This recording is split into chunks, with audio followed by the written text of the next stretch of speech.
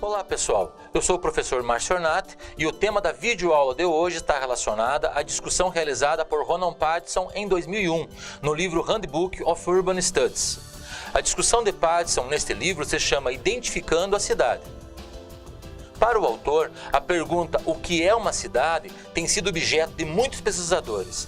Para ele, o principal elemento que as pesquisas têm indicado é que a cidade é uma organização social multifacetada e complexa. Neste caminho, as cidades podem ter diferentes facetas.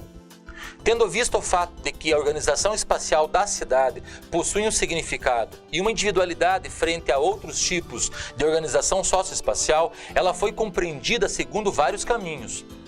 Enquanto duas possibilidades, Ronan Pattison indica duas visões sobre a cidade relacionadas a Raymond Williams em 1973 em seu livro clássico The Country and the City e outro de Lewis Mumford em 1938 denominado The Culture of the Cities.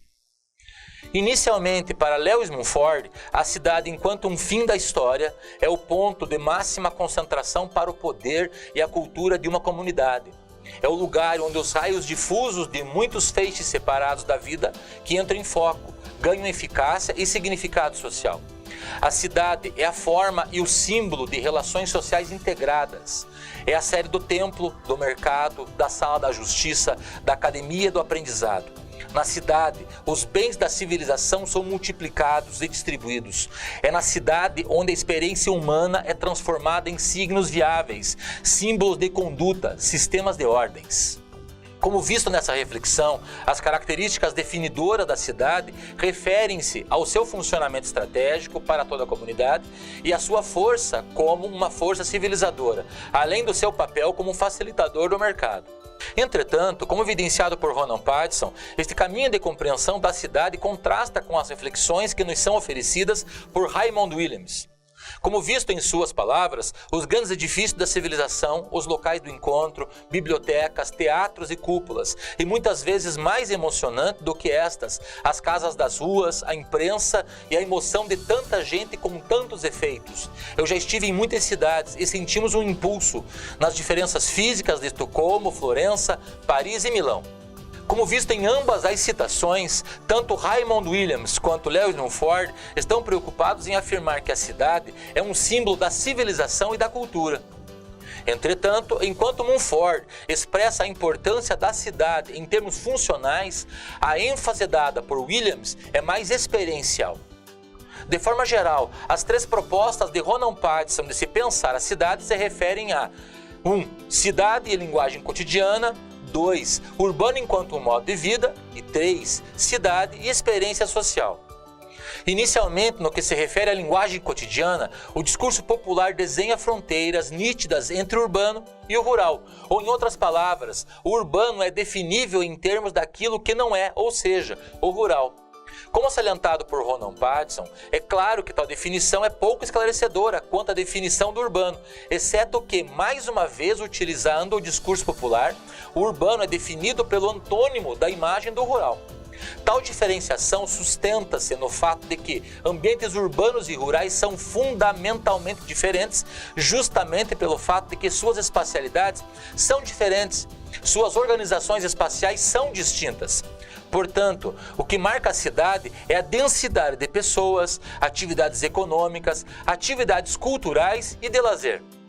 No que se refere à segunda possibilidade, do urbano enquanto um modo de vida, como tratado por Ray Paul em 1970 no texto De Quem é a Cidade?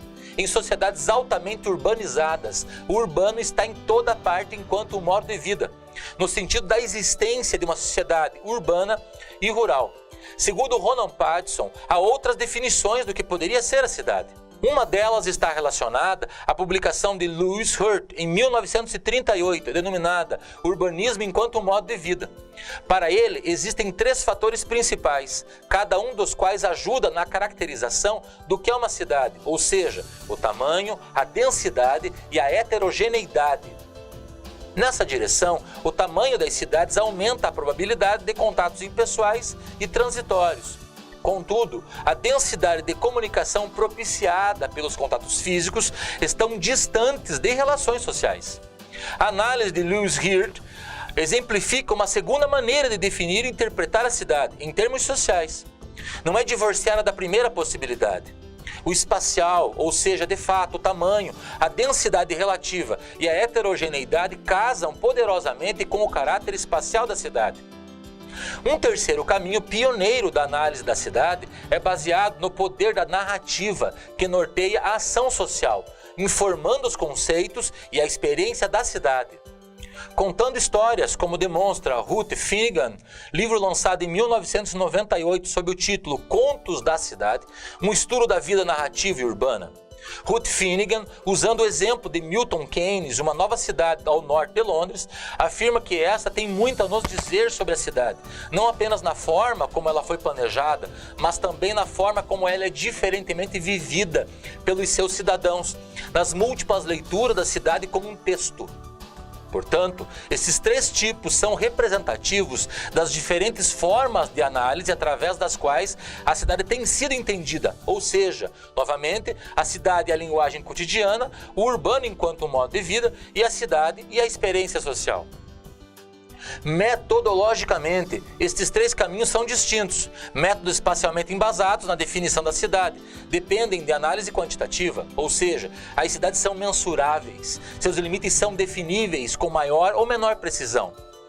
Outras formas de análise são mais qualitativas, utilizando da análise textual ou da realização de entrevistas com fontes de narrativa, que ajudam a definir a natureza, a experiência e a interpretação da cidade.